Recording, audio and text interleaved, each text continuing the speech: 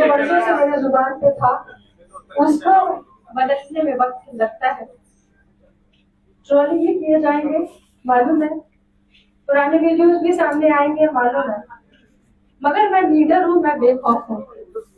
सबसे पहले मैं आभार व्यक्त करना चाहती हूँ हमारे माननीय प्रदेश अध्यक्ष संजय सरावगी जी के लिए, जिन्होंने ये मौका मुझे दिया है कि आज मैं बीजेपी की सदस्यता लेकर के आपके परिवार में शामिल होकर के अपने आप को गौरवान्वित महसूस कर रही हूँ।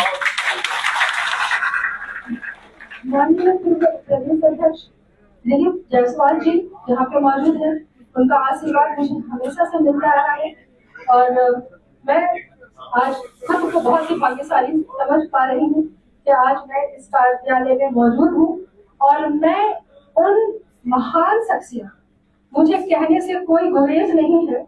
आप लोग कह सकते हैं कि जुआ बदलते देर नहीं लगती है, मगर उन बातों को नकारा नहीं जा सकता है जो सच्चाई है। जब मुझे निर्दलीय चुनाव लड़ने का मौका मिला, अब तक मैं एक धारा के साथ थी और एक धारा की ही बातें सुनती, समझती और देखती रही और जो अंदर डाला गया वो मैं रिसीव करती रही। मगर मुझे जब मैं निर्दलीय चुनाव लड़ने का मुझे मौका मिला, लोगों ने कहा बागी है। हकीकत तो यह है कि बागी परिहार विधानसभा की एक जनता हो चुकी थी, क्योंकि उन्हें नेता के तौर पर ऋतु जायसवाल चाहिए था।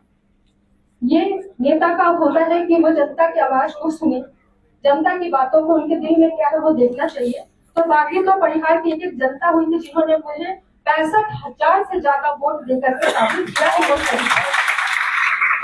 मैं उनकी प्रति आभार व्यक्त करती हूँ कि चाहे दल कोई भी रहा हो, उन्होंने मुझे कभी साथ नहीं, मैं निर्दलीय थी तब भी, मैं पार्टी से थी तब भी, और आज मैं भाजपा कार्यालय में हूँ तब भी वो पूरी मजबूती से आपके साथ है। और यही मजबूती भारतीय जनता पार्टी के संगठन में देखने को मिलती है। लोग कहेंगे आपने क्यों ज्वाइन किया? सबसे बड़ी बात होती है राष्ट्रहित की। जो व्यक्ति, जो पार्टी राष्ट्र को पहले रखे, क्योंकि राष्ट्र से ऊपर कुछ भी नहीं है। राष्ट्र की सुरक्षा, राष्ट्र की बात उससे बड़ा, और हमारे देश के प्रधानमंत्री सिर्फ राष्ट्र की बातें करते हैं, उन्हें सर्वोच्च उन्होंने राष्ट्र को रखा है और उन्होंने रखा है अंत्योदय की बात करते हैं, अंतिम व्यक्ति तक कैसे लाभ पहुंचे, वो कैसे खुशहाल हो, वो तरफ भी देखने को मिल सकती है जो हमारे केंद्र की योजना है, प्रधानमंत्री मोदी जी की योजना है उसके तहत। पहले ऐसा होता था कि अगर किसी व्यक्ति को कैंसर हो जाए ना, गरीब व्यक्ति को जिसके जेब में पैसे नहीं है, वो उसी दिन से अपने मृत्यु की तारीख गिनता था कि मैं कब मर जाऊंगा मुझे पता नहीं, ब्रेन हेमरेज हो जाए, हार्ट ट्रांसप्लांट करना हो, स्टंट लग